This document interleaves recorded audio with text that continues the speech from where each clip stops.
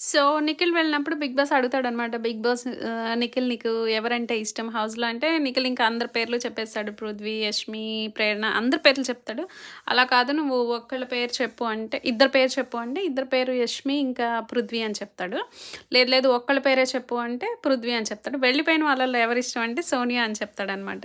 So, Nikhil ముందు ప్రేరణకి ఫుడొచ్చుంటుంది. ఇంకా సీతకి, ఇంకా నబీల్‌కి వచ్చుంటుంది. వీళ్ళు ముగ్గురిని ఎవరిని సెలెక్ట్ చేస్తామంటే ప్రేరణ సెలెక్ట్ చేసుకుంటాడు.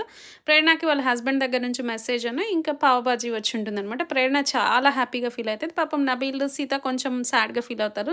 సీత అయితే పాపం ఈరోజు ఎపిసోడ్ అంతా ఏడుస్తూనే ఉంది. తనకి మెసేజ్ చూసుకోవాలని, తను ఫుడ్ తీసుకోవాలని. బట్ అది కుదరలేదు. నబీల్‌కి కూడా పాపం వాళ్ళ అన్న మెసేజ్ చేశాడండి. అదేంటో తెలుసుకోవాలి. తన గేమ్ ఎలా ఉందో తెలుస్తదేమో మెసేజ్‌లో అనేసి కూడా తనకు కూడా కుతూహలంగా ఉంది. బట్ వాళ్ళకి ఛాన్స్ రాలేదు. సో, నిఖిల్ వచ్చేసి ప్రేరణను చూస్ చేసుకున్నాడు. ప్రేరణ అయితే చాలా చిన్న పిల్లలాగా హ్యాపీగా ఫీల్ అయిపోయి చాలా ఆనందంగా